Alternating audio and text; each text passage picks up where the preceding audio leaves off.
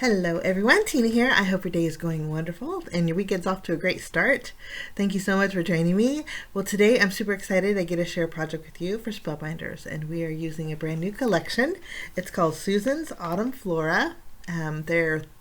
This collection is fabulous because it lots of 3D flowers in it, and they are gorgeous. The die set that I'm going to be using is called Oriental Poppy. I love poppies, and so the Oriental one I just thought was gorgeous, and so we're going to make a card project today. But we are going to grab some cardstock and do some die cutting. I have a pale pink, a green, and we're going to bring in a black. There's 2 petals that you need to create your flower, so we'll die cut this out, and then I'm going to die cut out one more of the smaller petals for my bud here. That piece is my stamen. It'll die cut out 2 stamen pieces, and then you get 2 leaves. And then the candy cane shape actually is a bud portion on a stem. And then you have another piece that will die cut out 2 small circles, and I'll show you what that does in a minute. Once everything is die cut, we're going to accent our little petals just by adding a little extra color. You could do this with your oxide inks, your ink pads, but I'm going to be using my Copic markers. Super easy to do. You could skip it, but it just adds so much when you do this to your colored cardstock. So I'm going to be bringing in a gray Copic marker. This is C6, and I'm just going to do a little bit of flicking motion on each one of my petals, going from the center and kind of flicking out. You're only going to be able to see the ends where you're flicking, and so I wasn't too concerned about the center. You can fill it in if you want, but you're not going to be able to see it because we're going to fill in the center of the flower too. That's the great thing about these dies. And I kind of went flicking crazy with that one. We'll use that one for the flower bud, but just add a little bit of texture to the center of the flowers.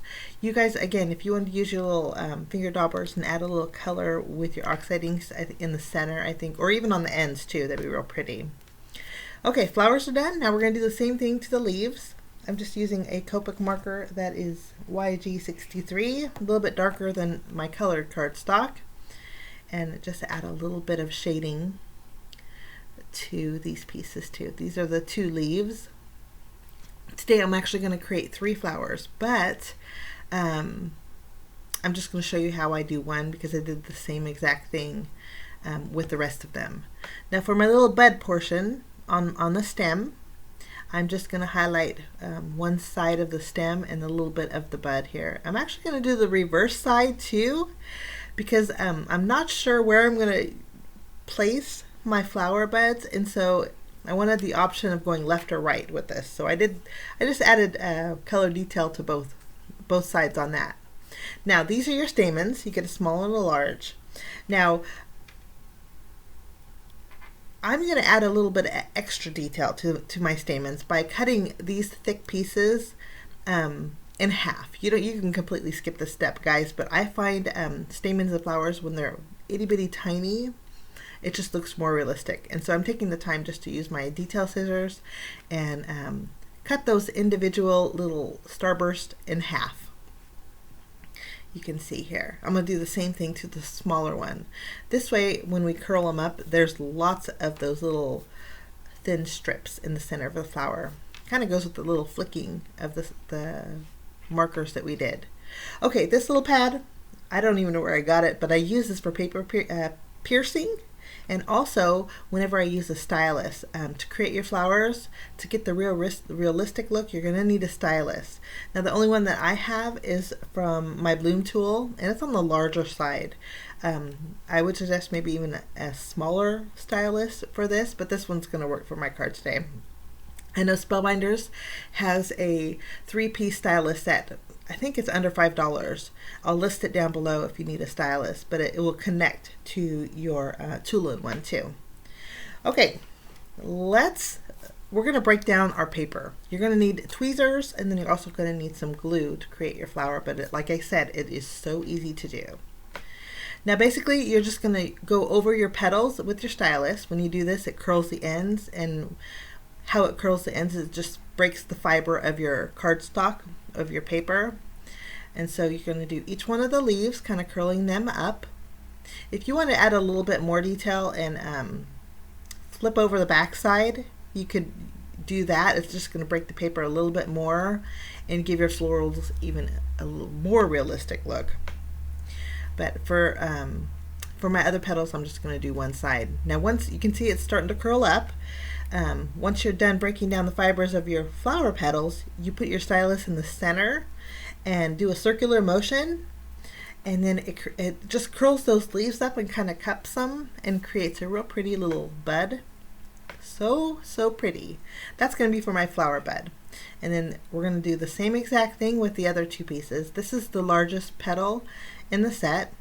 I'm just breaking those fibers with my stylus, which keeps wanting to go down. So I have to adjust it here. I didn't put it in very well. Just going to do a circular motion on my petals here. And then once all three fibers are broke down of the petals, I can just take that stylus, go in the center, and do circles, and it cups this flower as well. Super neat, huh? Okay, I'm going to skip my third one. We already did one, but this is going to be the center of our larger poppy piece.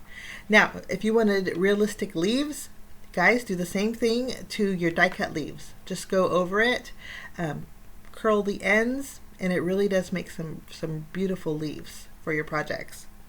There's one of them. We're going to do the larger one as well.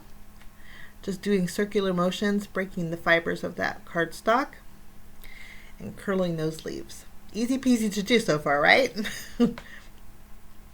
Okay, now for my little, let's see, we'll do our bud here. Now the bud on the end, it looks kind of funny, but it's made that way so you can cup it. And then this way, when it cups over your flower bud, it looks so pretty. So I just went over the stem, and I'm doing a circular motion on the end of my bud piece, and then that's ready to go.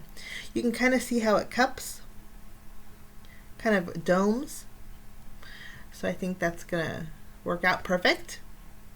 You don't have to do the stem with that, but I like to just continue it. Now these are your stamens. All you do is do a circular motion in the center of it, and it cups those little stamen pieces up. Kind of looks like a little spider. Bear with me, it's going to turn into a beautiful flower. We're going to do the same thing to the larger piece, and then that's good to go. Now these two little circles are meant to fit in the center of your flower. Now what you do is you take the your stylus. This is where a smaller stylus will come in handy.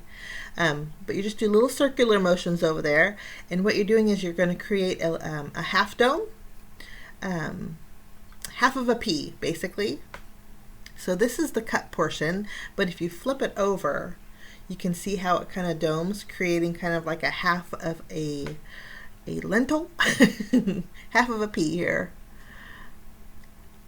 So we're going to do the same thing to the other piece. That's why there's two. What it's meant to do is to create a globe or a sphere for the center of your flowers. You just glue them both together. So we have the cut piece, and if you flip it over, it has the dome shape. Easy peasy to do. We're going to set our tool and our foam pad aside, and we're going to create a flower, which I'm super excited about. You need some glue, a pretty strong tack glue. My Journey glue is a thicker glue, and it works perfect for this. I'm going to add a dot in the center of my largest petal piece. If I can get my glue out here. And then I'll take my smaller petal piece, and we'll just pick it up with the tweezers. And I like to use the ball of my bloom tool, the stylus, and just hold it down just until that glue grabs that paper. And there's what it looks like so far. Next, we are going to add a dot of glue in the center here. We're going to add the largest of the stamen piece. Just place that in there. I'll hold it down with my stylus here, just so it grabs that paper. And you can see how the smaller pieces of your stamen pieces kind of flow really pretty with the marks that you made with your Copic marker. I'm going to add the smaller piece right inside the larger piece. and it is so pretty. I actually looked up Oriental poppies online, and I found that they have some beautiful like rosy colored ones, and so I thought we would make some pink ones today. So that's what it looks like so far. So neat. I love the dimension that it has. Oh my goodness. And this would be so pretty on a gift box. I love that. Okay, now for these little pieces, I'm going to pick one up with my tweezers, and then I'm going to flip it so it's on the cup side. And then all I'm going to do is take my glue and go around the edges of this little piece here. We'll go around the edges. This is where a thicker glue will come in handy. I'm going to take my glue and dot the center of my flower. And then we'll place this on the inside of our flower. So it's cup side up. So the glue's still on top of there, and that's good because we're going to adhere the top of our little dome shape here. And again, we're just creating basically like a P, so we're adding the other half on top.